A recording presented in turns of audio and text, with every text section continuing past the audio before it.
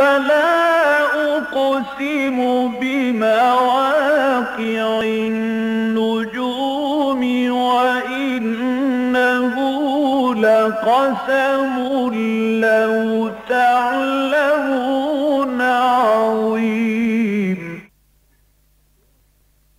إنه لقرآن كريم في كتاب مكنون لا يمسه إلا المطهرون تنزيل من رب العالمين.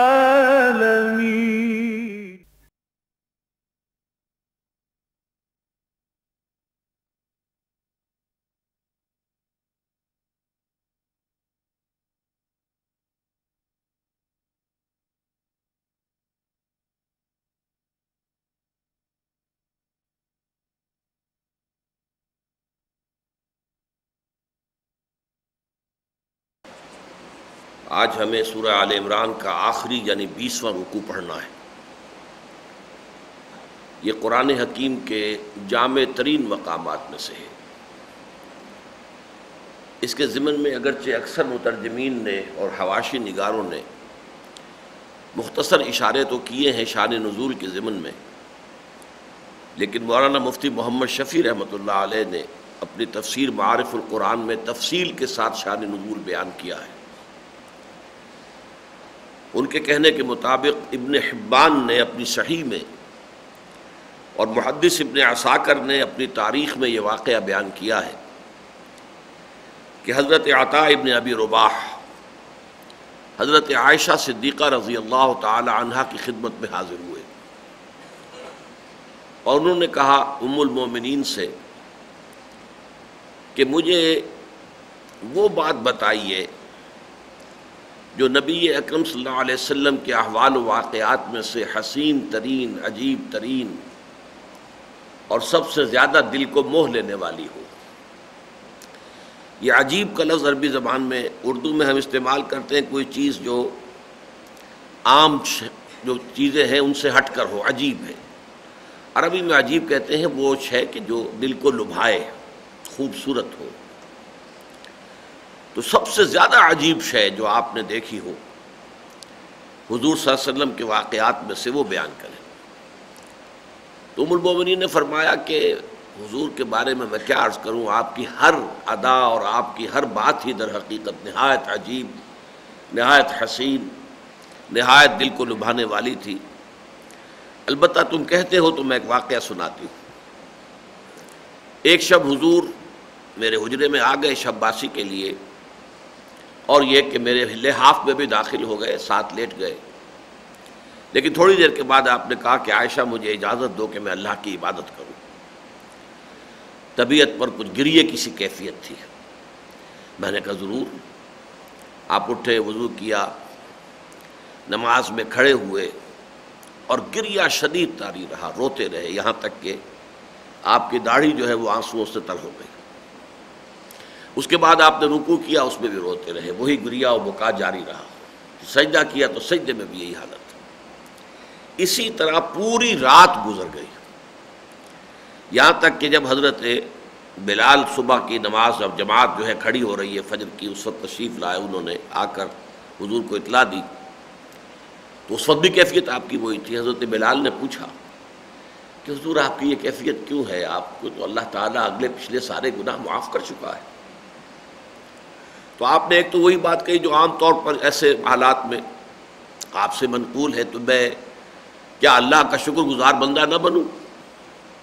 لیکن ساتھ ہی آپ نے فرمایا ہے بلال آج میں کیوں نہ روں؟ یہ اصل میں تشکر کا گریہ ہے کہ آج مجھ پر یہ آیات نازل ہوئی ہیں، ان فی خلق السماوات والارض واختلاف اللیل والنہار الی آخر سورہ۔ اور اس کے بعد حضور نے فرمایا کہ تباہی اور بربادی ہے ان لوگوں کے لیے جو ان آیات کو پڑھیں اور ان پر غور نہ کریں۔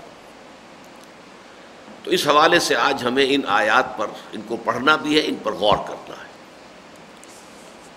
ارشاد باری تعالیٰ ہے اعوذ باللہ من الشیطان الرجیم بسم اللہ الرحمن الرحیم ان فی خلق السماوات والارض واختلاف اللیل والنہار لآیات لأولی الالباب الذین یذکرون اللہ قیاما وقعودا وعلی جنوبہم ویتفکرون فی خلق السماوات والارض ربنا ما خلقت ھذا باطلا سبحانک فقنا عذاب النار ربنا انک من تدخل النار فقد اخزیتہ وما للظالمین من انصار ربنا اننا سمعنا منادیا ینادی للایمان ان آمنوا بربکم فآمنا ربنا فاغفر لنا ذنوبنا وکفر عنا سیئاتنا وتوفنا مع الابرار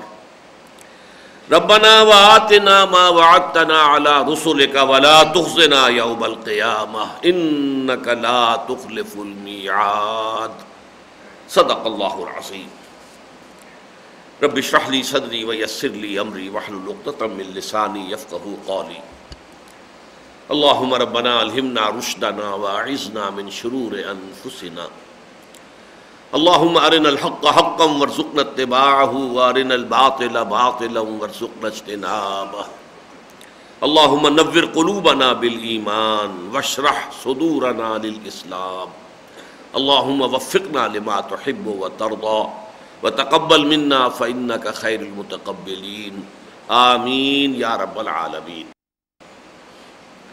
آپ میں سے یقیناً بہت سے حضرات کی نگاہوں سے وہ اخباری اعلان گزرا ہوگا جس میں آج کے درس کے لیے میں نے ایک عنوان معین کیا ہے، فطرت سلیمہ اور عقل سلیم کے امتزاج سے ایمان کی تدوین اور ایمانیات ثلاثہ کے باہمی منطقی ربط، اس کی وضاحت در حقیقت آج کے اس سبق میں ہے۔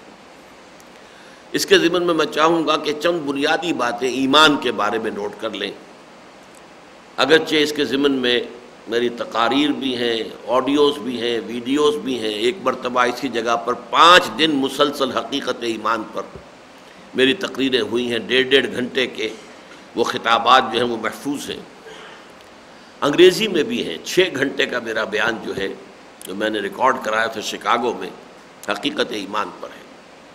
اور یہ اللہ کا بڑا فضل ہے جو مجھ پر ہوا ہے کہ اس قدر تفصیل میں جا کر ایمان کو موضوع نہیں بنایا عام طور پر کسی نے بھی۔